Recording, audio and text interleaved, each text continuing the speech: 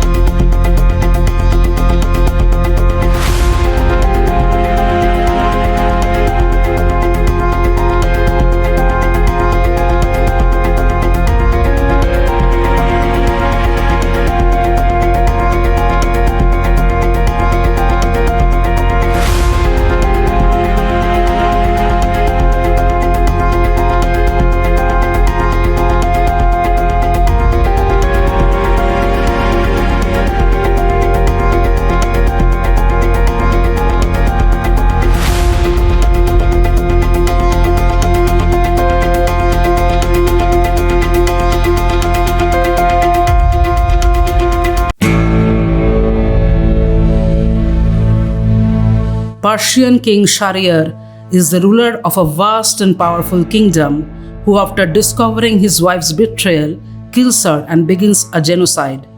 Embittered by unfaithfulness in love, he marries a new bride every day and at the end of their wedding night beheads them to prevent any further betrayal. This continues for 3 years, and then one day when the king sends out his wazir to find a girl for his daily wedding and the wazir can find none, he returns home grievously, for he would definitely receive a death sentence.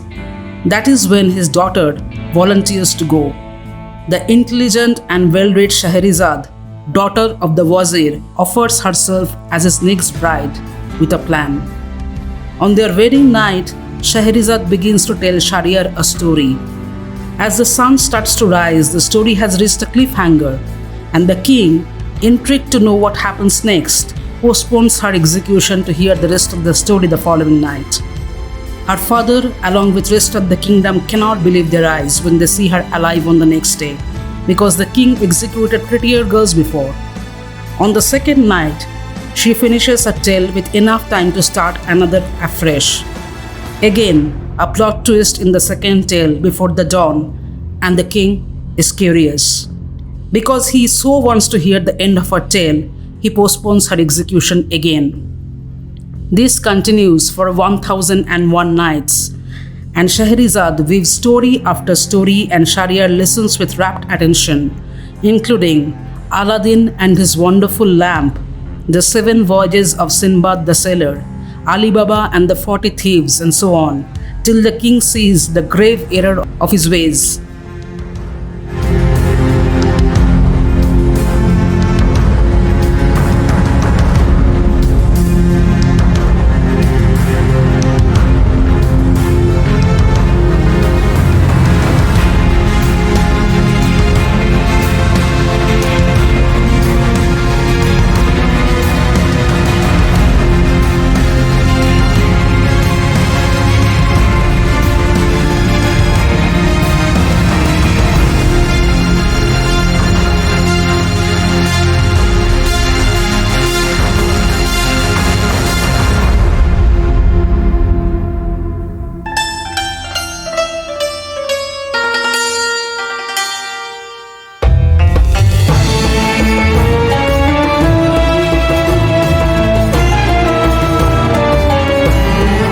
And of course, having fallen in love with Shahrazad without realization, Shahryar takes some time but eventually marries her, granting her the pass from concubine to wife.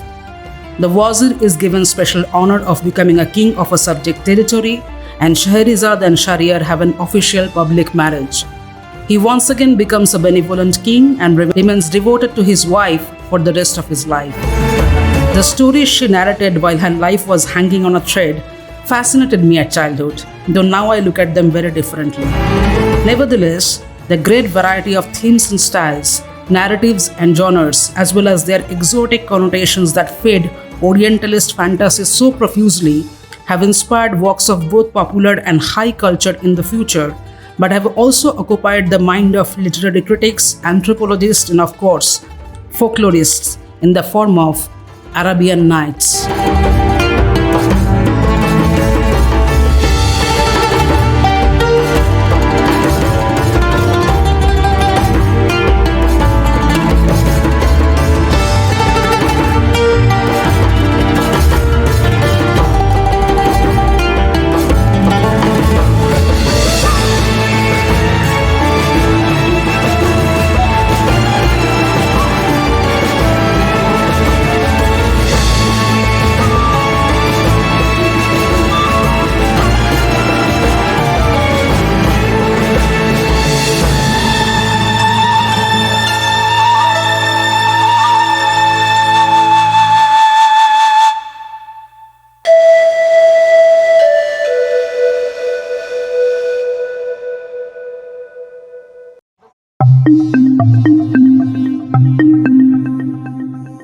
Carry a pack with the funda that if one of the two suitcases gets lost, then I should be able to effortlessly make do with the other one.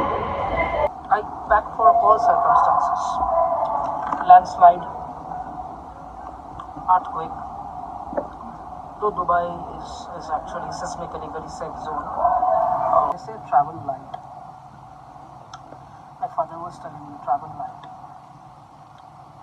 And I never travel light. Now I'm not going to wear all of them, but I will carry, because what if I need it? Also it gives me a sense of comfort. I'm not talking about travel.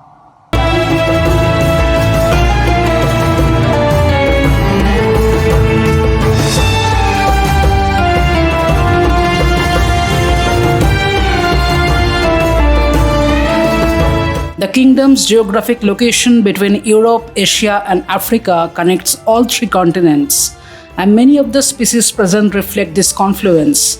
Dubai sits on one of the world's great bird migration routes, for instance, and the often extreme climate has resulted in a vast, fragile ecosystems with rare and endemic species. But the sprawling efflorescence of concrete, glass, and steel that has sprung up over the last 3 decades on the scorched sand of Arabia will make it near impossible for you to even imagine that Dubai used to be a very small and poor fishing village and trading port.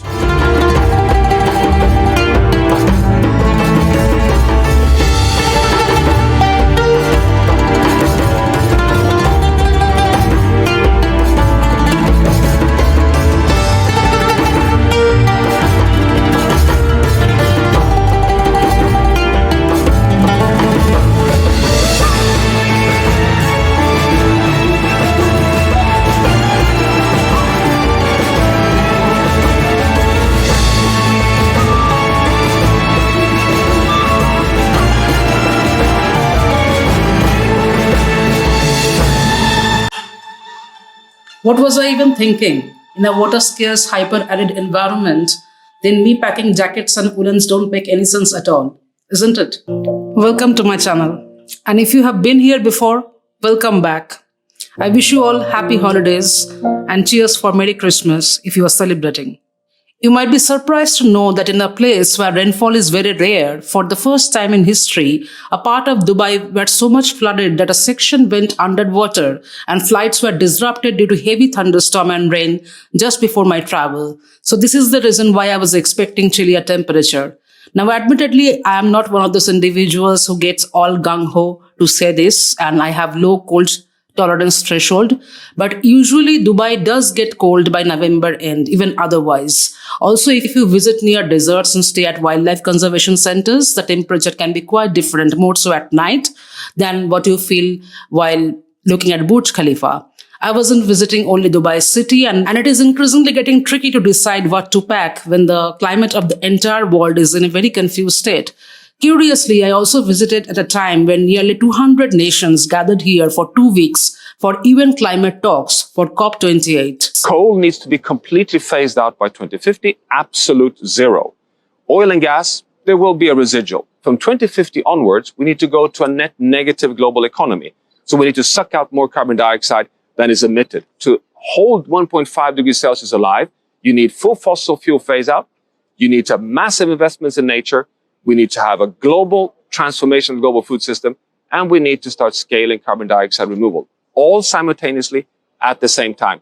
That's the action agenda. That's why science says in Dubai, the number one issue is to get serious on fossil fuel phase out. The global climate situation prompted UN Secretary General Antonio Guterres to warn that humanity had opened the gates to hell and to lament the naked greed of fossil fuel companies. According to a 2022 NASA-led study, Earth risks dangerous and cascading effects of human-generated climate change if temperature reach 2 degrees above pre-industrial levels. With that possible by 2040, here's what life on Earth could look like.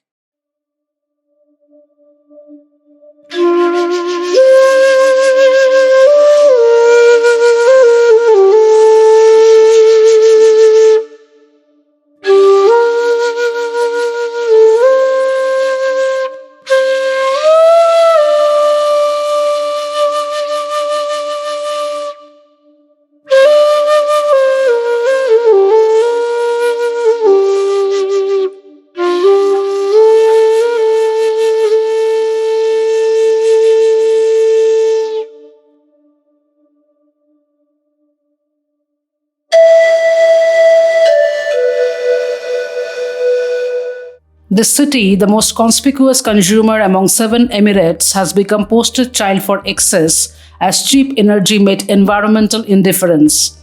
In 2006, the World Wildlife Fund declared UAE the country with the largest ecological footprint per capita, largely because of its carbon emissions. But Dubai has started to change since then. For example, authorities have built a giant solar plant in the desert that is producing clean electricity. A place that once buried coral reefs under immense artificial islands and essentially boils ridiculous volume of seawater every day to run those tall buildings now partly recycles its water and waste and focuses on building housing development societies like sustainable cities.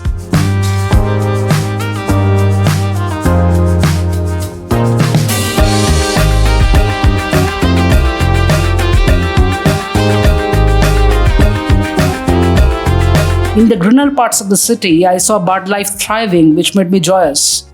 While flying, I heard Emirates radio station playing an interview with an astronaut in International Space Station who was talking about how sandstorms, bushfire can be seen from space and narrating the magnitude of activity going down below, regarding which authorities sounded serious. The Museum of the Future is doing some incredible innovation and research work, regarding which I will make video later. By 2050, the high aspiration is to turn UAE's ecological footprint the smallest in the world.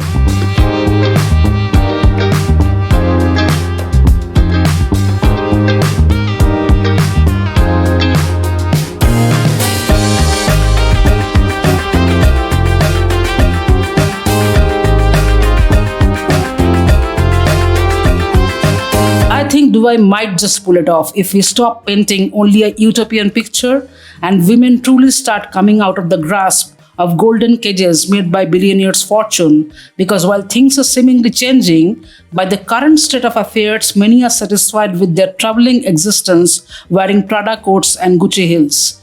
If that doesn't happen, we really are in trouble. Meat being served at COP, it's madness. You know, the first one I went to was in Glasgow a couple of years ago, and every event had meat in the green rooms and, you know, right there at dinners, it was being served while I was speaking. And, you know, I think my thing is to shout it out and to actually let people know and make a connection, because if these people can't make a connection, between animal agriculture and the planet, then we really are in trouble. I've been to a lot of plant-based events here, and so I've got a little hope. But I have to say, I went to a dinner the other night. I won't say where it was, but like one of the most powerful environmental dinners, and they were serving meat and fish. So I was like, we need to wake up and make the connection. I think people get very focused in on their agenda and what they're trying to do, and they forget, I think the last thing on the agenda, sadly, is animal agriculture. This English fashion designer must be aware of the fact that that's the last thing also on the agenda for fashion industry. Now, I went to Dubai not to feel any moral compunction, and I am no climate activist. So in agreement with my convenient morality, I enjoyed kebabs to my heart's content. I eat meat. If prepared well, I find it as delicious. And come on, I'm certainly not going to quit that while traveling. Let me give you an example of how my convenient morality works here.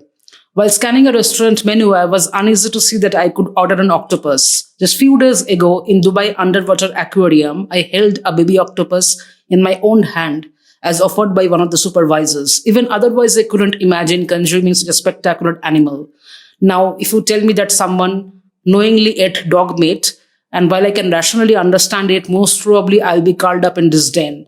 But if you ask me to hold a baby fish, and while I can't eat that particular fish, I'm capable of eating other fish straight out of that conversation with little unease.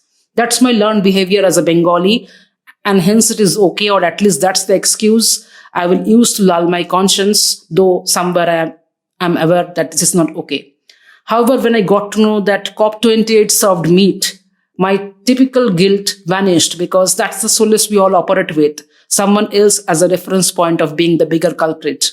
When head of the fossil fuel companies are leading climate negotiations and a billionaire blatantly violates Federal Animal Welfare Act and goes viral for saying, I don't care, albeit in a different context, as his brain chip company Neuralink abuses and kills 1,500 animals for testing brain implant chips, activists like Greta Thunberg may protest, but usually you and I will remain mute spectator.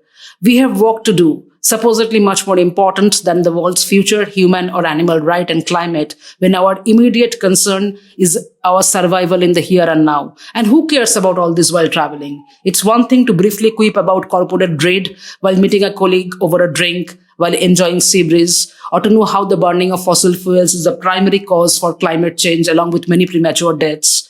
But it's another thing to be able to do something about it. Or maybe not. We can be mindful about using cleaner energy at home, like replacing regular bulbs with long-lasting fluorescent bulbs. We can avoid plastic. If possible, we can create greenery at home, like my friend beautifully did in Dubai.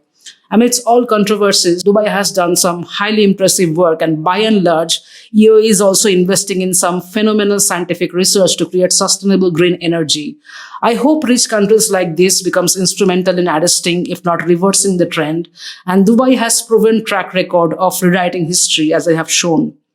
Because if we think that someday Aladdin will rub a ring and a genie will appear to take him out of the cave and magically get him to a different planet, remember that we have created a world where only 40 billionaires will reach there. Now that I have shouted "Chiching fuck" or "Open Sesame" or "Pandora's box," you are free to shout in comment section or write your thoughts.